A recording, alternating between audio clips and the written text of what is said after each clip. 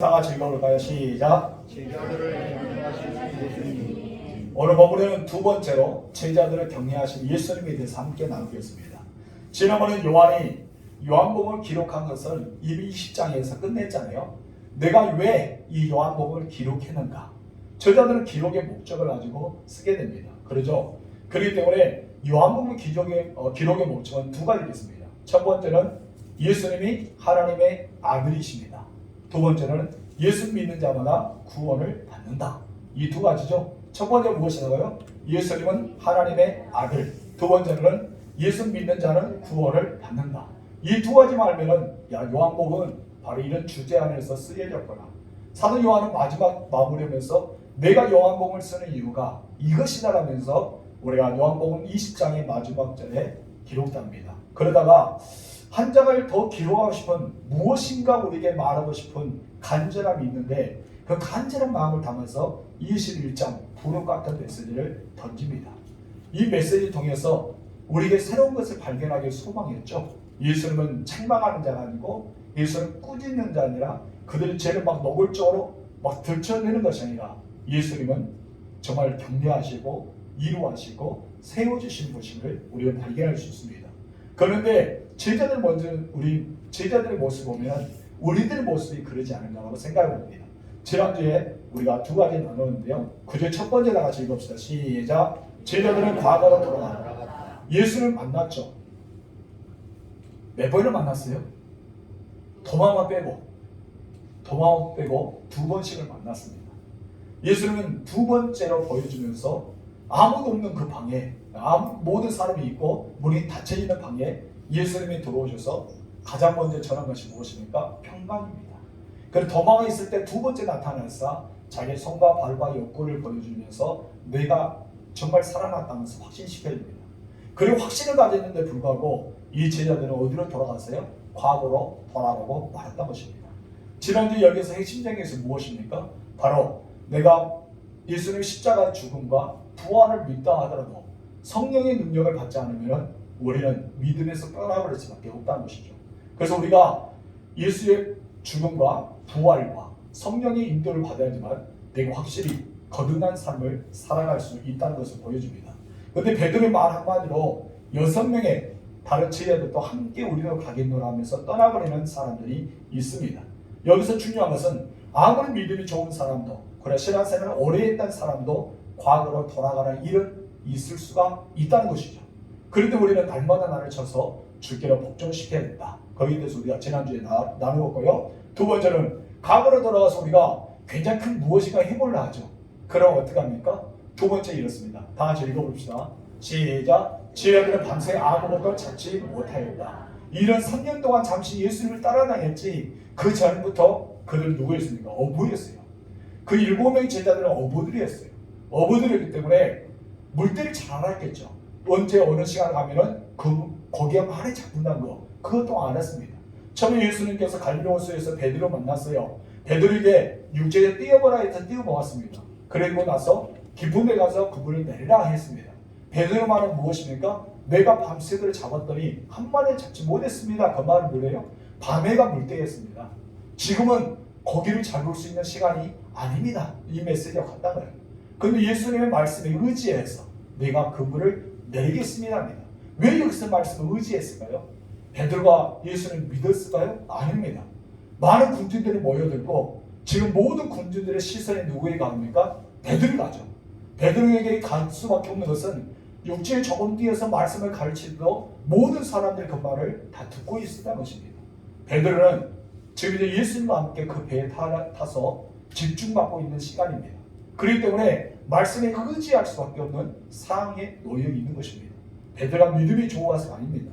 그때 나중에 어떻습니까? 그 말씀 의지해서 내렸더니 많은 물고기 잡잖아요. 그때 베드로가 하는 말이 무엇인지 아세요? 나는 죄인입니다. 나를 따라서서라고 합니다.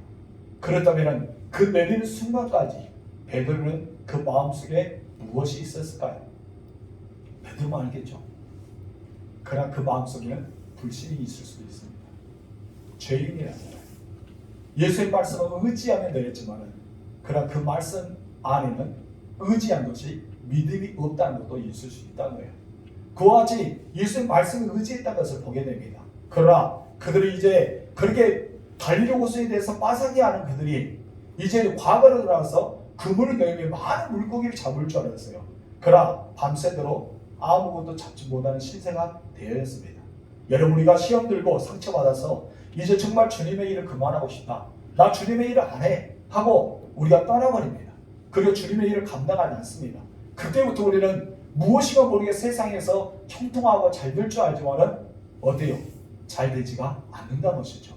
한번 하나님의 사람은요, 끝까지 하나님께 붙어 있어야 됩니다. 우리 요한복음에서 말하잖아요. 포도나무의 비유. 너희가 내 안에 붙어 있지 않으면 너희는 버려지지만은 너희가 내 안에 붙어 있으면 과실을 맺고 정말 풍성한 맺을 수 있다라고 해서 나의 안에 거하라라고 말씀합니다. 우리는 예수님 안에서 붙어 있는 자입니다.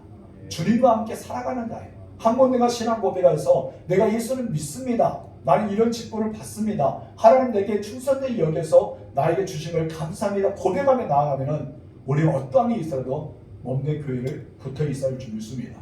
여기서 우리는 네 가지 사실을 바라볼 수 있습니다. 첫 번째 다 같이 읽어보세요. 시작. 사람은 누구나 각오로 돌아가는 속성을 가지고 있다. 여러분, 목사이든 장로이든 권사이든 아무리 믿음이 좋고 신앙생활 잘한 사람도 때로는 어떻습니까? 과거로 돌아가고 싶은 마음이 있어요. 야, 나 과거로 돌아가고 싶다, 나 모든 거 때려쳐버리고 그냥 탁 접어버리고 나 돌아가고 싶다, 그런 마음이 있었죠? 있을 수도 있어요. 없을 수도 있겠지만 여기 한 번쯤은 그런 분들이 있을 수도 있겠습니다. 이게 사람은 누구나 그러기 때문에. 두 번째 보세요. 시작. 지도자의 역할이 중요하다. 누구의 역할? 지도자. 베드로가 있잖아요.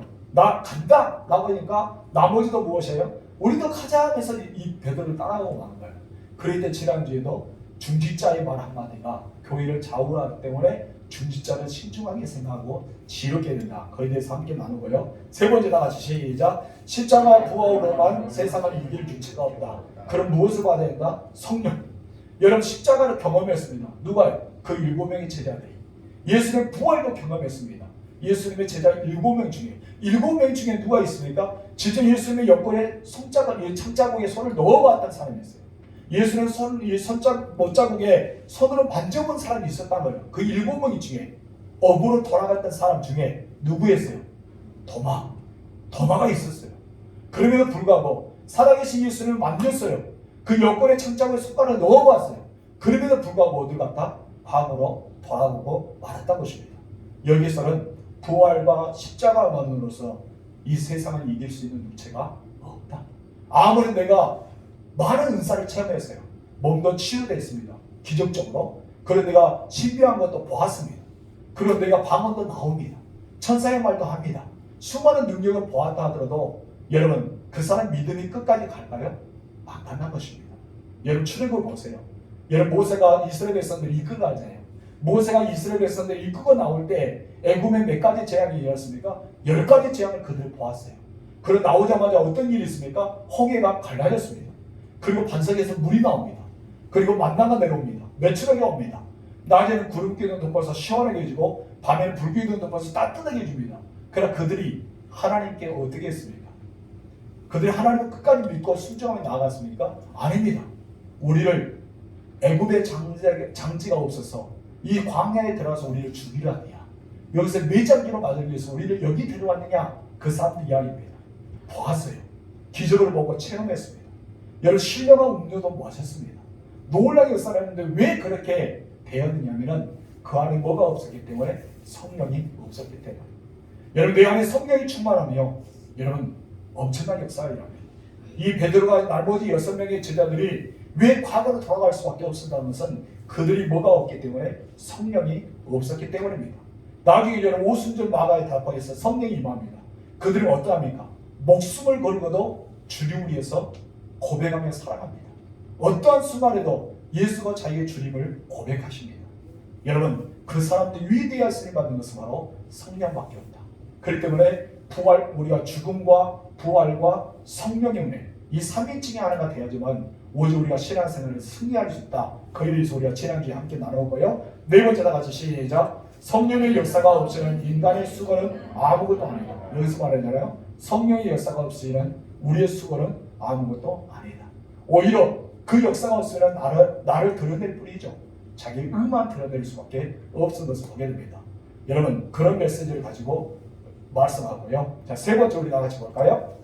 자, 오늘부터 보실 말씀. 자, 다 같이 시작. 예수님은 시리에 빠지는 제자들을 찾아가 위로하셨다. 왜 시리에 빠졌을까요? 여러분, 과거로 돌아가면요, 이 어부 생활했던 이 갈릴리는 자기 손바닥으로 홀이 보이는 사람들이었습니다. 어디에 물고기가 많고 어느 시점에 가면은 포인트인지 충분히 아는 사람들이겠죠. 그런데 그들은 아무것도 잡지 못했습니다. 밤새 수고했지만 아무것도 얻지 못했습니다. 여러분, 고향으로 돌아가서 아무것도 얻지 못한가요? 오히려 잘 될 줄 알았는데 잘 되지 못합니다. 밤에는 추위가 더불어 싸웠어요. 이제 배는 고파지기 시작합니다. 여러분, 이제 배도 고프고 추위 속에 살아가고 모든 것이 이제 잡지 못한 채 있으니까 그들에게 찾아온 것이 무엇이요? 시입니다. 자기 마음의 낭만, 그리고 자기의 자포자기, 그런 마음이 들 수밖에 없었죠. 여기서 우리는 두 번째 장면으로 옮겨집니다. 첫 번째 장면은 바로 베드로가 제자들과 함께 떠나는 장면을 보았다면, 두 번째 장면은 디베데가 호숫가에 있는 장면으로 바뀌는 것을 우리가 보게 됩니다. 제자들은 밤새 그물을 내려놓지만 아무것도 잡지 못해서 여러분 낭망하고 있을 때, 그때 누가 찾아오십니까? 예수님이 찾아오십니다. 그러면서 말씀하십니다. 4절 5절 다 같이 시작. 날이 새어갈 때에 예수께서 바닷가에 섰으나 제자들이 예수인 줄 알지 못하는지라. 예수께서 이르시되 얘들아 너희에게 고기가 있느냐? 대답하되 없나이다. 참 이상하죠. 그들이 예수님은 저보다 몇 번을 보셨어요? 2번을 봤어요. 2번을 예수님을 봤다는 거예요. 그런데도 예수님은 발견할 수 있었다? 없었다. 예수님인지 알지 못했다는 것입니다. 나중에 저반을 찾아 넣었습니다. 모든 제자들 함께 앉았잖아요. 그때 성경은 오늘 본문의 말씀 자세히 보면은 다 예수님인지 알고로 누구든지 예수님을 당신 누굽니까? 라고 묻는 자가 없다는 것입니다. 그렇다면 이들이 보는 예수님의 모습은 과연 어떠했을까요? 궁금하지 않습니까? 그들이 알고 지냈던 3년 동안 알고 지냈던 예수님의 모습과 부활하자마자 그들이 보여줬던 예수님의 모습과 지금의 제 모습은 과연 어떤 것일까? 우리가 만나봐야 알겠죠? 그분은 어떤 것일까요? 제자들이 왜 발견하지 못하고 우리 주님을 왜 알아보지 못했을까요? 여러분, 그에 대해서 여러분이 과제를 내주겠습니다. 저도 모르거든요. 예수는 어떤 모습인지 어떻게 아세요? 우리가 가보지 않고 보지 못하기 때문에. 여러분, 오늘 본문에서는 이 말씀을 중심으로 5가지 사실을 발견하는데, 첫 번째, 우리 이렇습니다. 다 같이 읽읍시다. 시작. 때는 날이 셀 무렵이다. 때가 날이 셀 무렵이기 때문에 한 몇 시 정도 될 것 같아요? 우리 교회가 새벽 예배하는 5시에서 5시 반 사이, 5시에서 5시 반 사이가 때 날이 새 무렵. 이스라엘 백성들이 몇 시부터 하루가 시작합니까? 6시부터. 날이 새기 전이라는 것은 하루를 시작하기 전이라고요. 우리나라는 언제부터 하루가 됩니까? 12시가 자정이고 그때부터 시작해 12시가 1분이 되면 그 다음날이 되잖아요. 근데 이스라엘 백성들은 6시가 돼야지만 그 다음날이에요. 그렇기 때문에 지금 이제 날이 새기 전이라는 것은 지금 이제 그 다음날이 아니라 그 전날이라는 것입니다. 오늘 본문에서 예수를 만나기 전에는 6시이기 때문에 그 전에 5시, 5시 반, 날이 셀 무렵이라고 표현하고 있는 것입니다. 날이 새었다 하면 언제일까요? 바로 그 날이겠죠. 그 날이 셀 전이라 했기 때문에 5시에서 5시 반 정도로 측정하고 있습니다. 두 번째 다 같이 읽읍시다. 시작. 제자들이 새벽을 낮도록 그물을 던졌지만 아무것도 잡지 못하겠다. 사람을요, 믿음을 잃고 이제 빈손이 되고 병들면 예수는 보일까요? 예수는 보이지 않습니다. 우리는 모든 것을 자포자기하고 아무것도 얻지 못하고 이제는 실패다, 이제는 나는 없어 라고 하면 주님을 보여야 되잖아요. 근데 그때일수록 주님을 보이지 않습니다. 예수님은요, 그곳에 계셨습니다. 예수님 그곳에 계셨지만은 얘들아 너에게 물고기가 있지? 라고 물어봐도 그들은 예수님을 알아보지 못했다는 것입니다. 다시 말해서 예수는 가까이 계셨지만은 시리와 슬픔에 빠져있는 제자들은 예수를 알아보았다? 알아보지 못했다는 것입니다. 우리도 그렇습니다. 예수는 항상 여러분의 옆에 계세요. 예수 항상 여러분의 옆에 계시지만은 우리들은 내 마음속에 실망스럽고 내가 실험에 들고 내가 시대에 빠져 있고 슬픔에 빠져 있으면 우리 예수님을 더 자세히 봐야 되는데 예수님을 바라보지 못한다는 것입니다. 왜 그럴까요? 내 마음이 근심에 쌓여져 있기 때문에, 내 마음에 시리에 쌓여져 있기 때문에, 내 마음에 괴로움에 쌓여져 있기 때문에 우리는 주님을 볼 시간이 없다는 것을 우리는 제자를 통해 발견할 수 있습니다. 어둠에 처져 있을 때는 주님이 가까이 계시다 사실 우리 알아합니다. 그러나 그때일수록 우리는 주님을 발견하지 못할 때가 있다는 것입니다. 우리 같은 이 예배 현장, 우리 주님이 오셨습니다.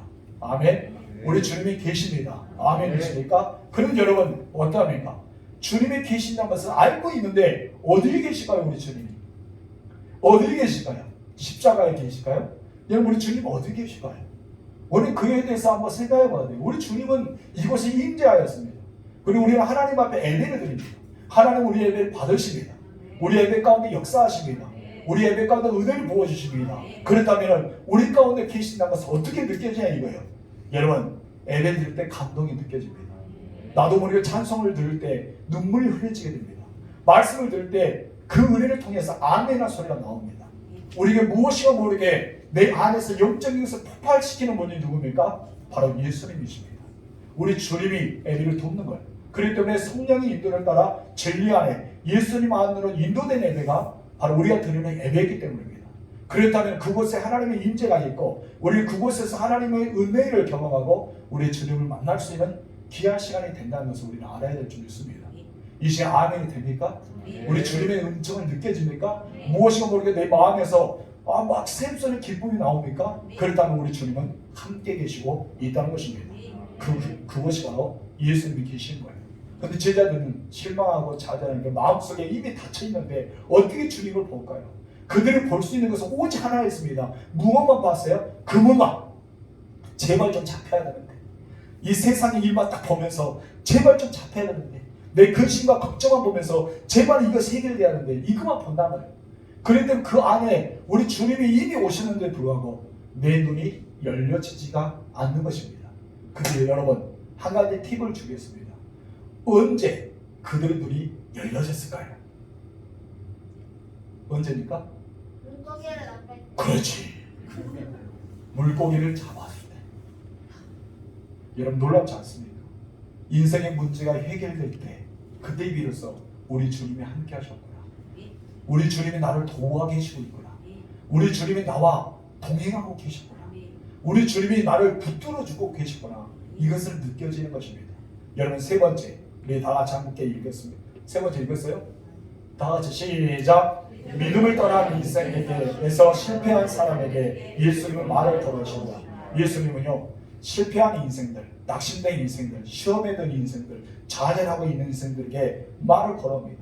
그 메시지는 내 기도를 통해 나타날 수 있고요. 그 메시지는 찬송가의 가사를 통해 우리에게 다가올 수 있고 그 메시지는 설교를 통해 나타날 수 있고 그 메시지는 성경 안에서도 우리에게 들려줄 수 있습니다. 어느 날 내가 울고 있을 때 나도 모르게 이성의 마음속에 울려 퍼지는 음성이 있습니다. 그런 음성을 통해서 나에게 확신을 시켜줄 수 있습니다. 아무도 예수님은 내가 힘들어할 때 우리 인생 가운데 슬퍼하고 있을 때 우리 주님을 찾아와서 뭐 한다고요? 말을 걸어줍니다. 여러분 제자들 보세요. 밤새도록 수고하셨어요.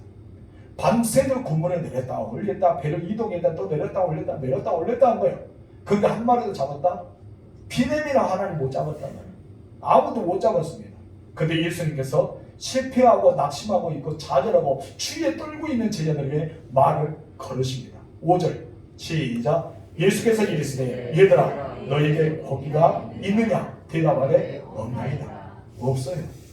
아무리 내가 세상으로 나가고 싶어서 무엇이나 대단한 것을 열어보고 경험하고 싶어도 여러분 그때는 예수님의 말씀처럼 있느냐라고 물을 때 내가 가진 것이 없습니다 라고 고백할 수밖에 없습니다. 예수님은요 제자들에게 너희 왜 여기 왔어? 내가 너희들에게 보여줬잖아. 부활한 모습 보이면서 여기 와서 지금 뭐하고 있어? 예수는 그렇게 말해요? 그렇게 막 야단쳤어요? 아닙니다. 배에서 있는 그 제자를 바라면서 얘들아 고기가 있느냐라고 물어봐요. 어떻게 물어봤다고 시작. 얘들아 고기가 있느냐? 그 정도 물어봤어요. 그냥 가까이 대고 얘들아 고기가 있어? 고기 잡았어? 라고 물어보지 않아요. 왜 그런지 아세요? 나중에 우리가 보겠지만은 예수님과 제자들 거리가 좀 있었어요. 거리가 있겠으면 얘들아 고기가 있느냐라고 물어보니까 배에서 그물을 막 켜고 있는 제자들 뭐라 했어요? 없어요! 그렇겠죠. 우리가 지나가면 그러잖아요. 저도 이 조수님 보면 가끔 보면 문 열고 아저씨 고기 좀 잡았어요? 그러면 안 잡았어요? 딱 그러더라고요. 그런 것처럼 지금 이제 예수님이 다른 그 주변의 마을의 사람처럼 느껴진 거예요. 고기가 있느냐라고 보니까 주님인지 모르고 없어요! 라고 하는 거예요. 그런 메시지란 거예요. 자세히 여러분 보면은. 그런데 여러분 예수님의 무성이요. 너희들 괜찮니? 너희가 힘들지 않니? 밤새 떨고 있지 않았니? 너희 삶은 아픔이 있니? 이런 물어본 것 같단 말이에요. 여러분 힘들고 어려울 때 우리 주님은 찾아오십니다. 너 참 울고 있구나. 마음이 아프지. 너 정말 추위에 떨고 있구나. 내가 무엇이가 덮어줄까? 우리의 필요에 대해서 우리 주님은 잔잔하게 우리에게 물어봅니다. 어떻게 물어봅니까? 너에게 무엇이 있느냐? 너희가 어떤 것이 해주면 좋겠냐? 예수님은 그들에게 잔잔한 모습으로 물어본다는 것입니다. 우리들도 우리 주님이 나에게 물어보고 계십니다. 내가 들리지 않고 있지만은 그분을 알아보고 있지 않지만은 예수님 끊임없이 우리에게 말씀하고 계십니다. 얘들아 거기가 있느냐? 라고 물어본 것처럼 너 지금 이제 사업이 어떻게 되니? 직장생활 어떻게 되니? 농사는 어떻게 하고 있니? 너의 삶의 터전은 어떠하니? 너의 자녀는 과연 어떻게 지내니? 라고 물어봅니다. 우리는 배에서 뭐합니까? 안 되고 있어요. 도와주세요. 그런 말처럼 안 되고 있어요. 그런 말이 들려오는 것입니다. 네 번째 시작. 예수님이 시킨 대로 하면 기적을 보게 됩니다. 누가 시킨 대로? 예수님이 시킨 대로 하면 기적을 보는 거예요. 6절 말씀 시작. 이르시되 그물의 배 오른편에 던지라 그리하면 잡으리라 하시니 이에 던졌더니 물고기가 많은 그물을 들 수 없더라. 아멘. 예수님의 제자는요 지금 이제 어떤 입장입니까? 누구든지 무엇인가 팁만 주면은 그대로 옮길 수밖에 없는 입장입니다. 여러분 멀리서 어떤 아저씨가 야 고기가 있느냐 라니까 없다는 거예요. 그때 이 아저씨가 뭐랍니까? 야 그러면은 배 오른편에 던져봐 라고 말합니다. 그래 제자들은 지금 이제 아무리 내려도 되지 않았기 때문에 마지막이라 생각하고 내렸겠죠. 그분이 내렸더니 어떡합니까? 물고기가 엄청나게 잡히기 시작한 거예요. 아멘이십니까? 하기 잡아봤어야 알죠. 저도 그물로 엄청나게 잡아보지 못했습니다. 여러분 예수님은 제자들에게 그 사역을 가르쳐줍니다. 내 방법대로 하면은, 내 말대로 하면은, 나의 지시대로 하면은, 내게 순종하면은 너희 이렇게 잘 되고 있어. 나를 떠나서는 너희가 살 수가 없다는 것을 보여줍니다. 예수님 떠나서 우리는 살 수 없어요. 아무리 우리는 상처받더라도 시험을 당하더라도 어떤 일이 있고 슬픔이 있고 차별하더라도 우리는 누구에 안에 붙어 있어야 돼요? 예수님 안에 딱 붙어 있어야 돼요.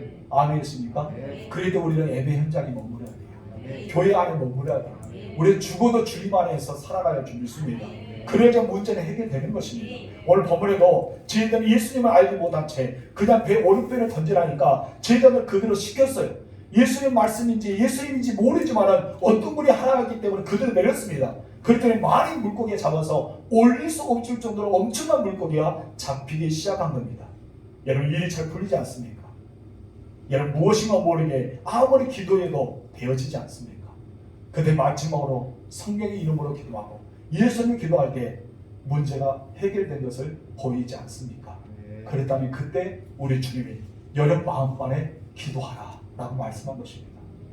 여러분 기도하라고 말씀한 거예요. 제가 자주 쓰던 이야기잖아요. 부산 푸송학교 어느 여집사님이 길거리 가고 있는데 이 길거리에서 인도에서 갑자기 성령께서 기도하라는 거예요. 그렇기 때문에 자기가 모르게 가로수 이 앞에서 가로수 붙잡고 기도하기 시작했답니다.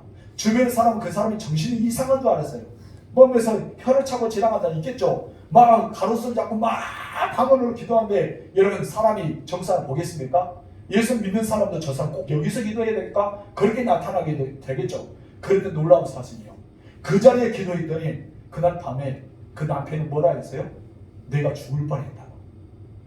내가 이렇게 걷주왔는데 그 무엇인가 무너져서 자기가 죽을 뻔했는데 간신히 정말 간신히 살았다고. 그 시간을 물어보니까 그 여자가 그 집사람이 그 자리에서 기도하는 그 시간이었단 말이에요. 자기도 모르는데 방언의 기도이기 때문에 영으로 성령의 기도를 시킨 거예요. 여러분 그 여자가 기도하고 싶어서 그 집사람이 기도하고 싶어서 기도했을까요? 아니잖아요. 성령이 시키기 때문에 그를 순종하고 기도했더니 역사가 일어나지 않습니까? 우리도 마찬가지입니다. 여러분 잘 풀리지 않을 때 내가 기도하고 싶은 마음이 있을 때 기도하세요. 병든 자리를 바라볼 때 기도하고 싶은 마음이 생기면 기도해 주세요. 여러분 마음이 아파 있는 사람이 있으면 그냥 안타깝다 생각하는 것보다 기도해 줘야 되고 싶은 마음이 있으면 기도해 주세요. 혹시 여러분을 통해 성령이 역사할지 누가 합니까? 우리는 아무도 모르지 않습니까? 그 마음은 내가 주는 마음이 아니라 하나님이 주신 마음일 수 있습니다. 여러분 오늘 본문에 예수님의 말씀에 시킨 대로 하니까 여러분 그 물고기 어마어마하게 잡았어요. 몇 마리 잡았다고요? 153마리. 몇 마리 잡았어요? 153마리나 잡았습니다. 153마리. 엄청나잖아요. 엄청 많이 잡았습니다. 다섯 번째 시작. 기적은 사람의 눈을 뜨게 하고 예수를 보게 한다. 이런 기적은요 사람의 눈을 뜨게 합니다. 제자들은 예수님이 국물을 이렇게 고기를 잡지 못할 때 그물을 내리고 있는 순간 아무것도 없을 때 우리는 주님을 바라봐야 되는데 바라보지 못한 채 살아갑니다. 그러다 문제가 점점 해결되기 시작합니다. 무엇인가 모르게 이제 나 안에 빛이 서서히 들어오기 시작합니다. 그때 내 눈이 열리기 시작한 거예요. 마치 오늘 본문의 제자들처럼 첫 번째 베드로를 만났던 예수님의 그 말씀처럼 베드로가 주님 나를 떠나소서 나는 죄인입니다라고 고백할 수 있었던 것처럼 오늘도 그렇게 예수님의 제자들이 주님을 알아보기 시작합니다. 7절 말씀 시작. 예수께서 사랑하시는 그 제자가 베드로에게 이르되 주님이시라 하니 시몬 베드로가 걷고 있다가 주님이라는 말을 듣고 겉옷을 두루 위에 바다로 뛰어내리더라. 여러분 갈릴리 호수잖아요. 아무튼 갈릴리 호수는 좋은 수직입니다. 갈릴리 호수인데 왜 바다를 했을까요? 굉장히 넓었기 때문에 바다처럼 넓었습니다. 성리순례 갔다 오신 분 하는데 정말 바다 같아요. 그냥 이런 강변이 아니라 엄청나게 바다 같습니다. 그런 바다 같기 때문에 바다라고 표현을 많이 합니다. 예수님의 제자 중에 눈썰미가 빠르고요. 정말 어쩌면 성격이 예민하면서 관찰력이 굉장히 좋은 사람이 있어요. 그 사람을 누구랍니까? 주님이 사랑하는 자가 있습니다. 주님이 사랑하는 자는 누굴까요? 요한이죠. 요한입니다. 사도 요한이에요. 사도 요한이 자기가 먼저 주님을 발견합니다. 야 주님이시다라고 발견합니다. 그러나서 주님 발견하고 나서 자기가 먼저 뛰어가지 않고 누구를 시킵니까? 베드로에게 말합니다. 베드로야 예수 오셨어. 예수님 저 계셔. 하니까 이 성격 급한 베드로가 보니까 주님이란 말씀에 듣고마자 옷을 팍 입고 그냥 팍 끌어듭니다. 이해가 안 가죠? 주님 말을 듣고 어떻게 한다고요? 겉옷을 입고 그냥 배에서 뛰어내려요. 그렇게 무식한 사람이 베드로예요. 거기서 뛰어내릴 수 있는 상황이 있을까? 베드로가 헤엄을 잘 쳤기 때문에 그렇게 뛰어내렸을까요? 아무튼 그는 주님이라는 소리 듣고 뛰어내립니다. 여러분 우리는 여기에서 중요한 포인트가 있습니다. 주님이라면요 우리는 바로 돌진해야 됩니다. 우리 주님께로 나아가야 믿습니다. 여러분 여기서 우리에게 한 가지 교훈을 주는 것은 여러분 하나님은요 요한과 같은 사람을 더 쓰십니다. 요한은 어떤 사람입니까? 앞세우는 자가 아니라 뒤에서 도와주는 사람이었습니다. 여러분 요한이요 처음에는 그는 예수님께 무엇을 부탁했습니까? 성만찬 전에 우리 형제 중에 한 명은 예수님이 왕권을 차지할 때 우의정 좌의정 그 예수님 오른팔 왼팔을 쳐는 보좌의 옆에 앉아드는 특권을 받는 사람이 되기를 원합니다 했다는 으뜸을 좋아했던 사람입니다. 그런데 예수님께서 오늘 본문에 우리가 외웠던 말씀이 있으면 섬김의 공동체 인자한 것은 섬김을 받으는 것이 아니라 나는 섬기는 마음 많은 사람에게 내 몸을 주기 위해서 왔다 그 말씀하게 됩니다. 그때부터 이 요한이 깨지기 시작한 거예요. 깨지고 나서 나중에 어떻습니까? 앞에 나가는 자가 아니라 뒤에서 따라온 자가 됩니다. 베드로보다 먼저 무덤에 도착했지만 무덤 안을 먼저 들어간 것이 아니라 베드로를 앞세웠습니다. 오늘 본문에도 예수를 발견을 한 사람이 누구예요? 요한이잖아요. 먼저 발견했지만 베드로를 앞세웁니다. 여러분 앞에 있는 분들 좋다고 생각하죠? 모두가 앞에 있는 리더자가 좋다 하죠? 그럼 리더는요 한 방에 끝날 수가 있습니다. 베드로처럼. 그런 여러분 요한은요 뒤에서 이렇게 밀어주고 뒤에서 받쳐주는 역할을 했던 이 요한은요 끝까지 남습니다. 마지막에 90세가 넘을 때 요한계시록을 쓰게 되잖아요. 엄청난 사람 아닙니까? 여러분 그렇게 오랫동안 남았던 사도들이 없어요. 그러니 베드로가 무엇입니까? 요한은 과연 언제 죽습니까? 라고 했을 때 네가 상관할 바는 아니야. 이 요한은 내게 계획이 있어 라고 나중에 말씀하십니다. 그런데 베드로는요 이미 장면을 이해했습니다. 넌 죽을 거다. 넌 빨리 죽어. 근데 실제적으로 그렇게 했잖아요. 근데 요한은 끝까지 남으면서 마지막 반모선에 가서 요한복음을 쓰고 반모선에 가서 요한 1, 2, 3서를 쓰고 또한 반모선 안에서 뭐를 떴습니까? 요한 계시를 씁니다. 이런 엄청난 사건이에요. 예수님 말했던 예루살렘 파괴된 것도 봅니다. 실제로 경험한 사람이 이 사도 요한밖에 없어요. 나머지 지들은 다 그 전에 죽었기 때문에. 근데 예루살렘 파괴하는 거, 예수님 예언했던 것을 직접 보았던 사람이 누구예요? 요한입니다. 얼마나 자세한 기록입니까? 그때 당시 바빌론, 엄청난 큰 세력의 바빌론이 요한계시에 나오는 그 바빌론을 상징합니다. 그 나라를 상징하면서 계속해서 써나간 것이 요한계시가 아닙니까? 이런 엄청 축복을 받습니다. 그래서 여러분들은 앞에 낯서기 좋아하는 것보다 뒤에서 돕는 역할을 하십시오. 받쳐주는 역할을 하세요. 그렇다면 여러분들은 가장 멋지게 마지막 순간까지 빛나게 쓰임받는 사람이 될 줄 믿습니다. 그런 모습입니다. 여러분 이 베드로는 요한의 말을 듣고 눈이 번쩍 뜨죠. 그리고 뛰어나갑니다. 감정이 먼저 앞서 나간 거예요. 보지 않습니다. 좌우에 판단하지 않습니다. 무조건 뛰어나가요. 여러분 무덤 안에 들어갈 때 무엇입니까? 보지 않죠. 그냥 무덤 속에 쏙 들어가잖아요. 여러분 오늘 본문에도요 예수님이라니까 뭐 둘러보지도 않습니다. 그냥 걷어서 입은 채 뛰어내립니다. 자, 네 번째 보면 더 자세히 나옵니다. 우리 다 같이 읽어보세요. 시작. 예수는 제자들의 필요를 아시는다. 여기서 세 번째 장면으로 바꿔줍니다. 이제 바닷가 안에서 그물을 잡고 있는 고기를 잡고 있는 제자들에서 좀 장면이 바뀌는 내용이 나옵니다. 언제 준비하셨는지 몰라도 예수님께서 숯불을 피워서 생선과 떡을 올려놓고 제자들을 기다리고 있는 제자들을 초대하고 있는 그 모습이 그려집니다. 8절과 9절 말씀 시작.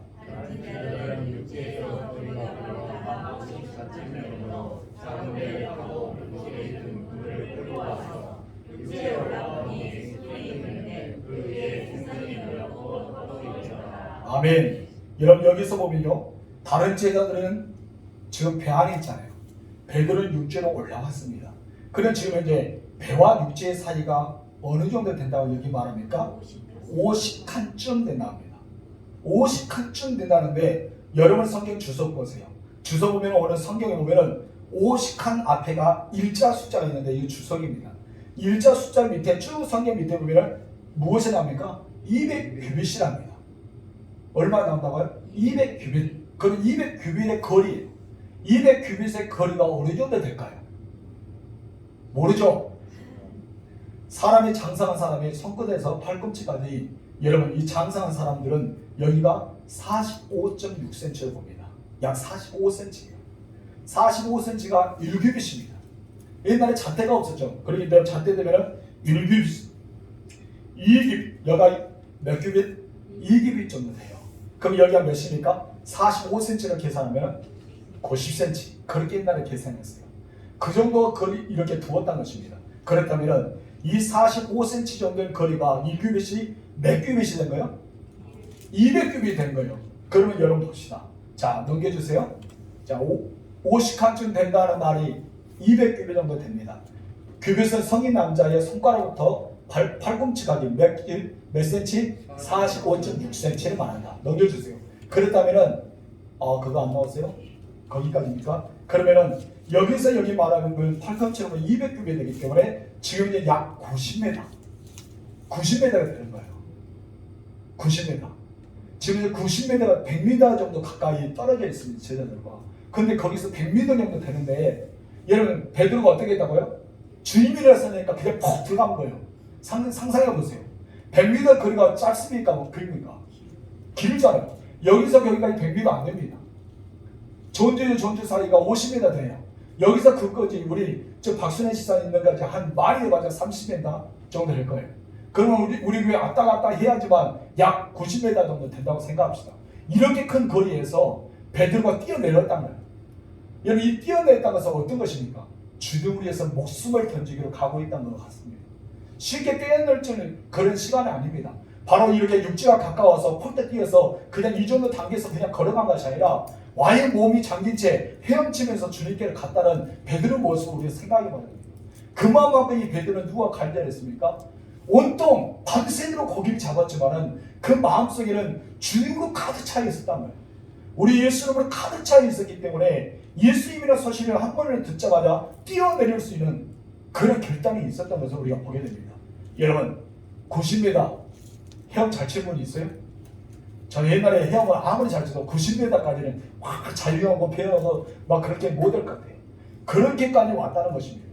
여러분 베드로는요 이 바닷속에 자기에 들어온 것이 아닙니다.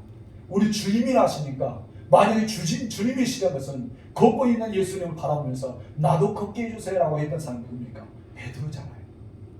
여러분 주님이 없었다는 손을 쥐고 무덤에 바로 들어갈 수 있는 사람이 누구였습니까? 베드로였습니다. 예수님의 제자였던 이 요한이 주님이라니까 그 90m 되는 거리에서 겉옷을 두른 채 예의를 갖추고 바다에 뛰어내서 헤엄치고 예수님께로 가까이 왔던 사람이 누굽니까? 베드로였습니다. 우리 이런 마음을 가져야 할 줄 믿습니다. 이런 믿음의 사람이 되어야 할 줄 믿습니다. 여러분 예수님은 베드로를 맞이했을 겁니다. 불을 피워놓고 그런 베드로의 성격을 알기 때문에 불을 피워놓고 맞이했습니다. 여러분 겨울에는 이스라엘 나라는 추워요. 추웠기 때문에 그들 밤새도록 추위에 떨었습니다. 베드로가요 추위 속에 헤엄치고 왔어요. 얼마나 추웠겠습니까? 그런데 예수님은 그 춥고 배고픈 사람들을 피로한 사람이었기 때문에 불을 피워서 맞이해 주셨습니다. 우리 인생들이 마찬가지입니다. 우리는 춥습니다. 때로 우리는 배고픕니다. 우리는 언제 어디서 어떤 일이 당할지 모르는 추위 속에 살아가는 우리들입니다. 그런데 예수님은 언제나 우리를 맞이할 때 어떻게 맞이해 줍니까? 따뜻하게 맞이해 줍니다. 숯불을 피워놓고 우리가 필요했던 생선을 구워놓고 떡을 구운 채 따끈따끈하게 먹을 수 있는 조반을 아침밥을 먹을 수 있도록 해놓으셨습니다. 예수님은 언제 그렇게 해줬을까요? 예수님은 언제 불을 피우고 언제 이 생선을 잡아다가 또 해주고 예수님은 언제 그랬을까요? 제자들의 사랑한 마음이 간절했습니다.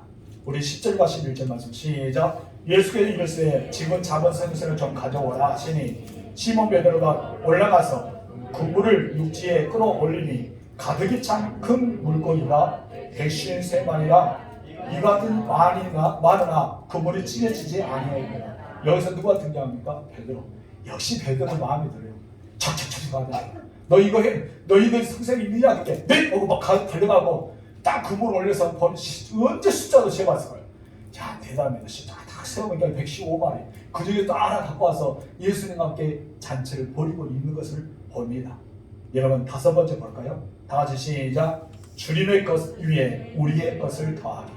예수님이요 미리 준비를 다 해놓으셨습니다. 그렇지만 제자들에게 던지라고 해서 마련해 주신 것까지 너희 것이라면서 우리를 사역의 자리로 초대하십니다. 여러분의 은사는 누가 주셨습니까? 주님이 주셨습니다. 여러분 맡은 달란트를 누가 주셨습니까? 주님이 주셨습니다. 이미 우리 주님이 우리에게 모든 갖추게였어요. 그거 아무것도 잡지 못했던 베드로와 그의 제자들에게 고기를 많이 잡게 하신 분은 누굽니까? 예수님이었습니다.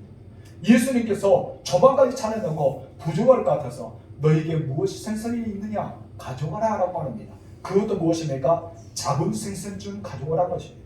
너희가 잡았던 거, 너희가 손수 잡았던 거, 밤새도록 고민하고 밤새도록 염려했지만 한 마리를 잡지 못했던 것을 가져오라는 것입니다.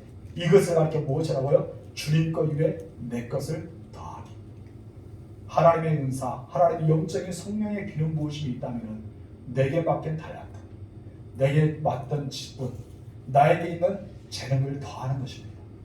그때 하나님의 천국 잔치는 이루어지게 되어 있습니다. 아멘. 12절 말씀 시작. 예수께서 이르시되 와서 조반을 먹으라 하시니 제자들 주님이신 줄 아는 걸로 당신이 누구냐 감히 묻는 자가 없더라. 이렇게 요한은 자세하게 적어놓고요. 눈빛 싹 보고요. 나머지 6명의 제자 눈빛 딱 한 번씩 없겠죠. 이 제자들은 지금 어떤 눈빛을 주님을 바라봤을까요? 요한은 그들을 설명합니다. 그들은 예수님을 알았다는 거예요. 감히 주님이라는 것을 아니라고 고백하는 자가 없었습니다. 처음에는 아무도 몰랐는데 사도 요한이 먼저 발견하고 베드로가 뛰쳐나가서 90m를 헤엄쳐가서 우리 주님을 알아보고 우리 주님과 함께 있을 때 아무도 제기한 사람이 없었다는 것입니다. 이들에게 필요한 것은 무엇일까요? 예수님 설교가 필요했을까요? 예수님 너 사명 나타내야 것이 필요했을까요? 예수님 막 책망한 것이 필요했을까요? 이들이 필요한 것은 따뜻한 불 앞에 맛있는 생선을 먹고 배를 채운 것이 필요했습니다. 그래서 예수님은 그들에게 그것을 허락해 주셨습니다. 13절 14절 시작. 예수께서 가셔서 떡을 가져다가 그들이 주시고 생선도 그와 같이 하시니라. 이것은 우리 그 다음 구절 시작. 이것은 예수께서 죽은 자 가운데서 살아나신 후에 세 번째로 제자들에게 나타나신 것이다. 아멘. 여러분 실패하게 돼요. 우리 주님과 함께 동의하면 용기가 생깁니다. 우리 주님은 오늘 본문에서 우리에게 말씀합니다. 너에게 무엇이 있느냐? 여러분 무엇이 있어요? 지난주도 이야기했잖아요. 선지자의 생도, 선지자의 신학생 아내가 있는 것 기름 조금밖에 없었습니다. 사르과 가부 엘리야를 만났던 그가 밀가루 통에 밀가루가 조금밖에 없었고 기름이 조금밖에 없었습니다. 그것을 내게 주라는 거예요. 그것을 가지고 하라는 것입니다. 여러분이 가지고 있는 건 무엇입니까? 어떤 것이 재능이고 어떤 것이 은사고 어떤 직분을 가졌습니까? 하나님 그것을 가지고 일하기를 원하십니다. 따라서 주님 것을 내 것을 더하기. 아멘. 주님 것과 내 것을 더할 때 천국 잔치는 일어나게 됩니다. 여러분 생각해보세요. 모두가 어떻게 했을까요? 배불리 먹었을 거예요. 그것에는 예수님과 포함한 8명이 배부르게 식사를 합니다. 그 식사를 나눈 뒤에 제자들에게 예수님께서 무엇을 합니까? 후루 돌아오면서 그 중에 제일 예수님을 눈을 마주치지 못한 사람이 있었어요. 예수님 감히 앞에서 고개를 들지 못한 사람이 있었어요. 누구일까요? 베드로죠. 베드로입니다. 그 베드로를 지목해서 예수님 무엇입니까? 베드로야, 너 나 사랑하니? 라고 물어봅니다. 여러분 같으면 어떻게 대답할까요? 예수님을 3번이나 부인했습니다. 예수님을 부활을 목격하고 2번이나 만나는데 불구하고 예수님을 떠나서 과거로 돌아오고 말았습니다. 한 번 더 예수님을 떠나버린 거예요. 예수님 찾아오셨습니다. 거기까지 찾아왔어요. 자기는 너무나 예수님 앞에 고개를 들 수 없는 죄인이라는 것을 압니다. 근데 예수님께서 무엇이냐니까? 베드로야, 이 많은 사람 중에 나를 사랑하느냐? 물어보십니다. 여러분 같으면 무엇이라고 대답할까요? 무엇이라고 대답할 거예요? 사랑합니다 할까요?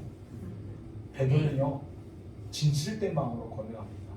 나 주님 사랑했습니다. 베드로는요 주님을 사랑했습니다.